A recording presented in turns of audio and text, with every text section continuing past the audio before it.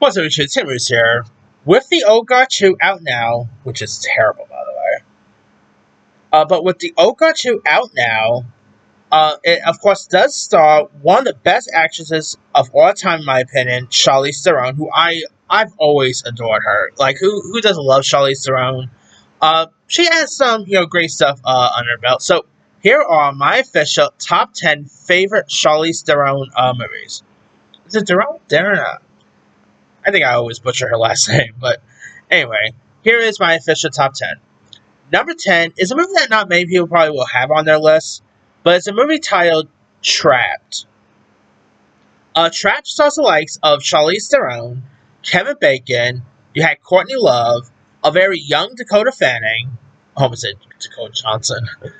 Now, it is where kidnappers abduct the daughter of Karen and Will Jennings. Of course, Will Jennings is played by her husband is played by Stuart Townsend, who's great. And the man arrests him in 24-hour standoff, and she fights you out smart criminals, and who's of course led by Kevin Bacon's Joe Hickey. And she's like a very protective mother, and there is like a very seductive scene with Charlize and Kevin, which is probably the scene that really made me had a big attraction to Theron. But I mean, she was just excellent Trap.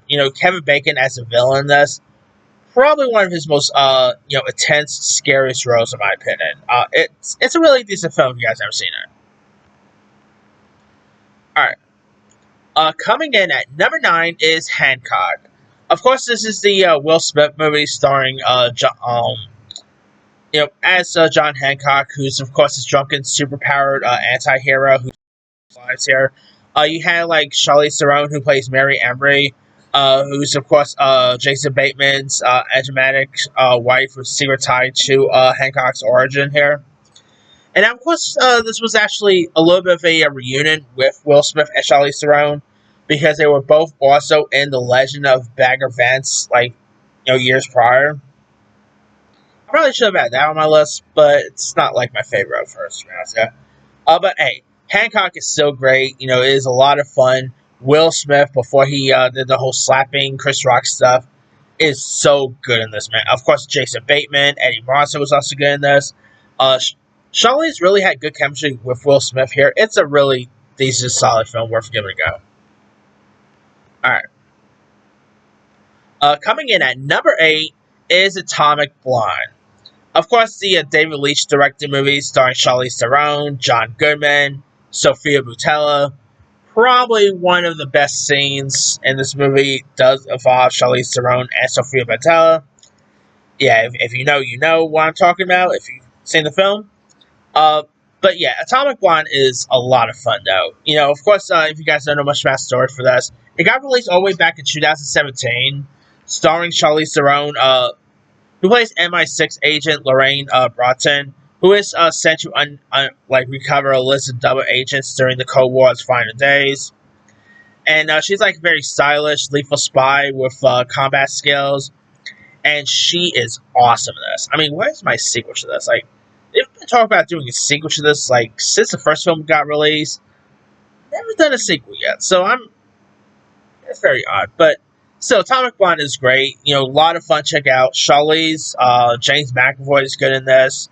Again, a scene with Charlize Theron and Sophie Boutella. That's all you need to know. But it is a really fun film, say at least too. Alright. Number 7 is The Devil's Advocate.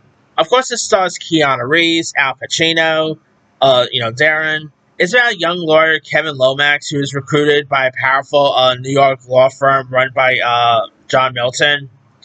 And of course, his wife is, and of course, as Kevin's career soars, his wife, played by Charlize Theron, unravels supernatural pressures here. Of course, she is, Keanu Reeves' loving wife, whose mental deterioration exposes the dark forces at play here. And she is really good in this one. Of course, her chemistry with Keanu Reeves is great. They both really play off each other very well. Al Pacino was terrific in this. It gets very tense, and it's a really decent one worth giving a go. Alright, number 6 is The Fate of the Furious. Now, here, of course, you got Charlize Theron, who plays Cypher, who manipulates Dom Toretto into betraying his team. And, the first, few Fast and Furious movies were great, but I feel like the villains has been getting better and better with each films. Like, with the first, few Fast and Furious movies, I could not really tell you the names of the villains. But we've been having some good films. Whether you talk about, the Shaw brothers in the last few films, of course, obviously Charlize Theron as Cypher. Most recent Jason Momoa was great. I mean, the villains has been pretty solid throughout the recent Fast and Furious films. And Charlize Theron is just awesome in this. Playing like the savvy villain with calculating demeanor. Of course, she will go on to reprise her role in the other few Fast and Furious movies too. I mean, she is definitely a villain you just really hate to love here. Charlize is just great. Her scenes with Dominic Toretto is great. I mean, if you guys haven't really seen Fate of the Furious, it is the 8th Fast and Furious film, definitely well worth a watch. Of course, sadly, this became pretty much the first Fast and Furious movie to come out since Paul Walker's passing. And it's still really solid one, in my opinion. Alright. Number 5 is The Italian Job. Now, The Italian Job is actually one of the few remakes that is actually better than the original. The Italian Job, of course, has the likes of Mark Wahlberg, Ed Norton, Jason Statham, who is also in The Fate of the Furious. Here, of course, you got Charlize, who plays Stella Bridger, who's a skilled, safe-cracking, seeking justice for her father's murder here. And it's where, of course, a heist team is betrayed and their ghost stolen in Venice. And you got leader Charlie Crocker, played by Mark Wahlberg, who plans a high-stakes revenge heist in LA. The Italian Job is is a really fun heist here. It is, of course, a remake of the Michael Caine movie from, I think, the 1960s or 70s, something. I mean, The Italian Job is definitely well worth a watch. I mean, if you guys haven't seen it, definitely give that one a go. Whatever happened to the Brazilian Job, though? I remember decades ago, they were talking about doing a sequel to this. Whatever happened to that? But anyway. Alright. Number 4 is Young Adult, which I think actually she got an Oscar nomination for, if I'm not mistaken. I could be wrong there. But here you got, of course, this is directed by Jason Reitman, who also directed Charlize in another movie called Telly, which, that's actually a good one too, but between this, I sort of had a choice between either Tully or Young Adult. Young Adult is sort of the better film, in my opinion. Of course, you got Charlize Theron, who plays Mavis Gary, who's a washed-up writer of teen fiction who returns to her small Minnesota hometown to win back her high school sweetheart, who's now married with a newborn. And of course, Mavis is this self-absorbed alcoholic writer. She also, of course, reconnects with someone she used to bully as a kid, played by Patton Oswalt, and they actually reconnect. Charlize Theron and Patton Oswalt are both excellent in this one. Patrick Wilson's great. It's of course written by Diablo Cody. If you guys never seen Young Adult, do yourself a favor, give it a go. An excellent watch. Alright. Coming in at number 3 is, I think she also got an Oscar nomination for this. Is, of course, North Country. North Country is an excellent little film. It is inspired by the true story of Josie Ames, who's a single mother who takes a job at a Minnesota mine in the 1980s. And she's a reluctant working class woman who evolves from victim to advocate. Charlize is just so excellent in this one. Of course, you had Jeremy Renner, Frances McDormand, Sean Bean, Woody Harrelson. It is a really excellent film worth giving a go. A great performance by Charlize Theron. I think she probably could have won her Oscar for this, but obviously she lost out to Reese Witherspoon, if I'm not mistaken. So, hey, Reese was still great that year, playing Jim Carcast. So, I had no complaints there. But North Country is still a really excellent one worth giving a go. Alright, number 2 is Mad Max Fury Road.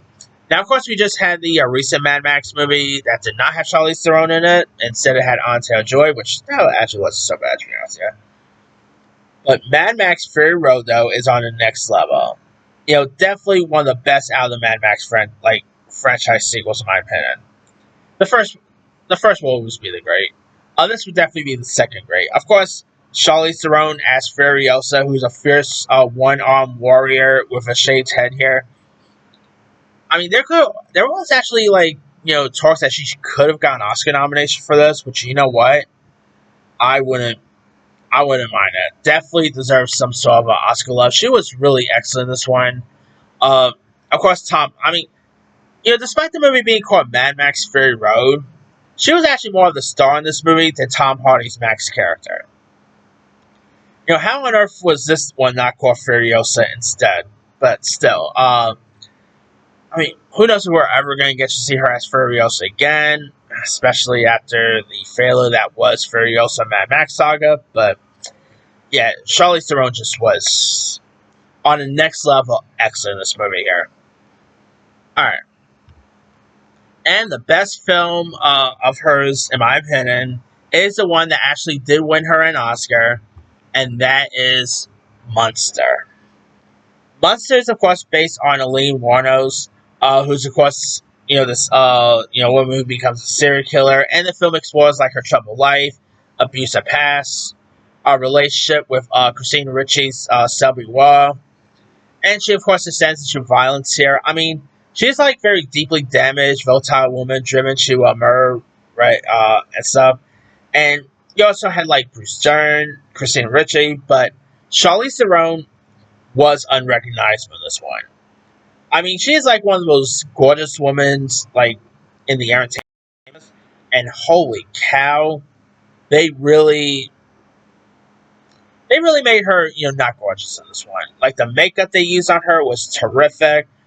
She really embodied Elaine Wuornos. I mean, and I think this was actually released a year or 2 years after they killed Elaine and stuff. But it is still worth a watch. It is great, terrific, great performances by the likes of Charlize Theron, Christina Ricci.